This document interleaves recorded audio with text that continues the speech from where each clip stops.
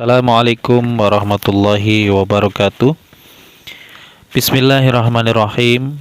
Alhamdulillahilladzi an'ama alaina bisihhatil arwahi wal abdan. Asyhadu an la ilaha illallah wa asyhadu anna Muhammadan abduhu wa rasuluh. Alladzi ba'athahu Allahul malikul haq. Allahumma salli wa sallim ala sayyidina Muhammadin wa ala alihi wa sahbihi ajma'in, amma ba'du. Marilah pada kesempatan yang berbahagia ini di Izalatul Jahli Channel, di channel yang mulia ini, kita senantiasa meningkatkan kapasitas dan kualitas ketakwaan kita kepada Allah Subhanahu wa taala dengan cara mengikuti segala perintah-perintah Allah dan menjauhi larangan-larangan Allah. Para pendengar yang setia, body shaming merupakan tindakan yang merendahkan, menghakimi atau mengkritik penampilan tubuh seseorang, baik itu berdasarkan berat badan, tinggi badan, bentuk tubuh, atau atribut fisik lainnya. Sebagian orang terperangkap dalam pola pikir yang memandang penampilan fisik sebagai patokan kesempurnaan seseorang.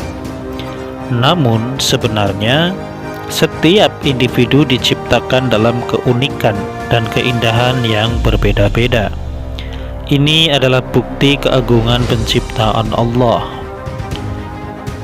Dalam Al-Quran surah At-Tin, Allah Subhanahu wa ta'ala berfirman, "Laqad khalaqnal insana fi ahsani taqwim." Dan sungguh kami telah menciptakan manusia dalam bentuk yang sebaik-baiknya. Firman Allah ini mengajarkan kepada kita bahwa setiap individu telah diberikan bentuk fisik yang sempurna sesuai dengan rencana Allah.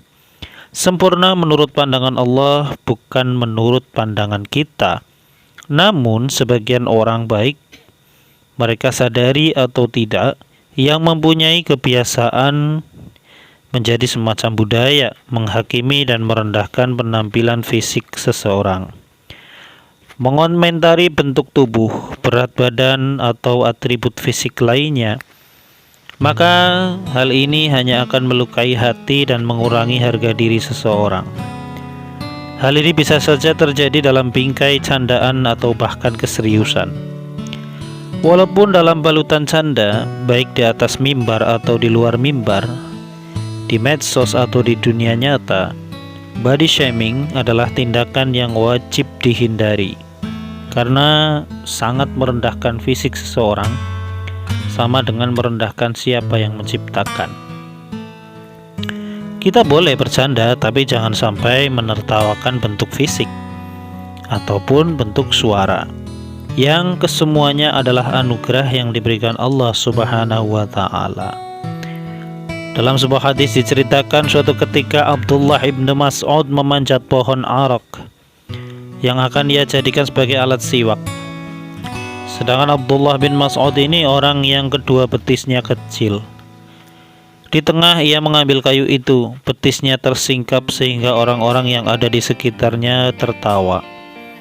Hal ini diketahui langsung oleh Rasulullah SAW. Rasulullah kemudian bertanya kepada orang yang hadir itu, "Mimma tadhakun?" Apa sebab kalian tertawa?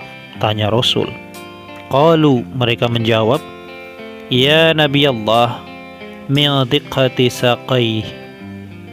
Karena kecilnya kedua betis Abdullah bin Mas'ud. Faqala, mendengar jawaban ini Rasulullah SAW bersabda, "Walladzi nafsi biyadihi lahuma athqalu fil mizani min Uhudin." Demi zat yang jiwaku berada di dalam genggamannya, sungguh kedua betis Abdullah bin Mas'ud itu lebih berat di timbangannya daripada gunung Uhud. Hadis riwayat Ahmad. Para pendengar yang setia, jika kita melihat hadis tadi, Rasulullah dengan jelas melarang orang menertawakan betis Abdullah bin Mas'ud.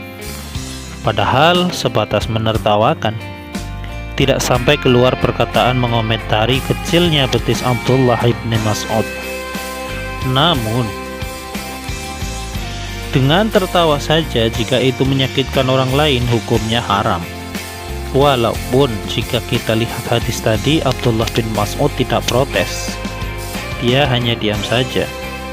Kita perlu hati-hati di saat kita menertawakan atau mengomentari kekurangan seseorang.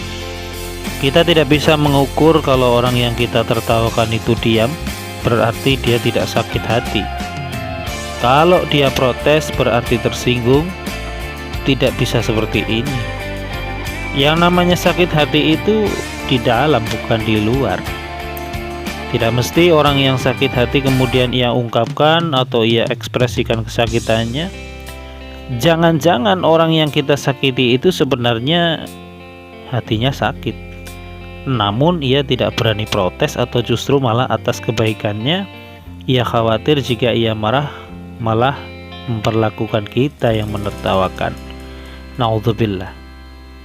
Imam Ibnu Hajar Al-Haytami dalam kitab Az-Zawajir menyebutkan jika menyakiti hati orang muslim adalah sebuah tindakan dosa besar. Begitu pula sahabat Ibnu Abbas radhiyallahu anhu, sebagaimana disampaikan oleh Al-Imam Al-Ghazali menyebutkan, senyum, merendahkan dan tertawa penghinaan terhadap orang lain merupakan dosa yang pasti tercatat. Kalau senyum adalah dosa kecil, maka tertawa adalah dosa besarnya. Wa qala Ibnu Abbasin fi qawlihi ta'ala ya wailatana mali hadzal kitabi la yughadiru saghiratan wala kabiratan illa ahsaha. Sahabat Ibnu Abbas radhiyallahu anhu perihal firman Allah Ta'ala, waduh celaka kami, kitab apakah ini yang tidak meninggalkan yang kecil dan tidak juga yang besar, melainkan ia mencatat semuanya. Surat Al-Kahfi ayat 49. Beliau mengomentari, inna saghirata tabassumu bil istihza'i bil mu'min. Sesungguhnya yang masuk bagian dosa kecil adalah senyum yang bermakna mengejek, merendahkan terhadap orang yang beriman. Wal kabiratal qahqahatu bidzalik. Sedangkan yang besar adalah tertawa terbahak-bahak sebagai yang mempunyai nilai ejekan terhadap orang beriman. Wa hadza isyaratun ila anna adh-dhahka 'ala an-nasi min jumlati dzunubi wal kaba'ir. Hal ini sudah cukup sebagai isyarat bahwa menertawakan orang lain sebagai ejekan termasuk dosa besar. Para pendengar yang setia dan dirahmati Allah, Rasulullah SAW mengingatkan kita di berbagai hadis tentang akhlak-akhlak yang harus kita perhatikan. Misalnya hadis riwayat Abu Darda, laisa syai'un athqalu fil mizani minal khuluqil hasan. Tidak ada sesuatu yang lebih berat timbangan amal kita daripada akhlak yang baik. Minimalnya, apabila kita belum mampu berkata baik, belum bisa menyampaikan kata-kata yang membuat orang lain senang, marilah kita diam saja. Sebagaimana perintah Nabi SAW, man kana yu'minu billah wal yawmil akhir falyaqul khairan aw liyasmut. Barang siapa yang beriman kepada Allah dan hari akhir, maka hendaklah ia mengatakan yang baik, atau kalau tidak bisa hendaklah ia diam. Hadis riwayat Bukhari. Sebagai individu yang mengamalkan ajaran agama Islam, kita diperintahkan untuk saling mencintai, menghormati, dan mendukung satu sama lain.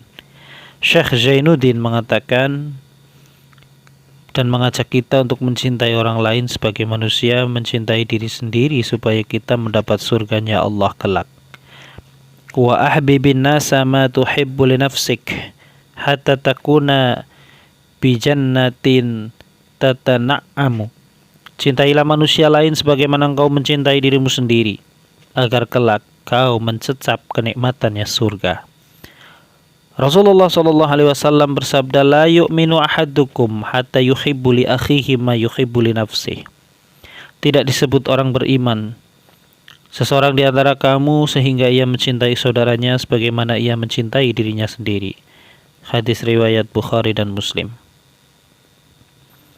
Nah, semoga dunia yang kita huni ini selalu damai, dilindungi oleh Allah dari segala macam pertikaian sehingga kita hidup damai, bisa beribadah kepada Allah dengan baik, dan pada saatnya nanti kita dipanggil oleh Allah akan mati dalam keadaan husnul khatimah. Amin ya rabbal alamin.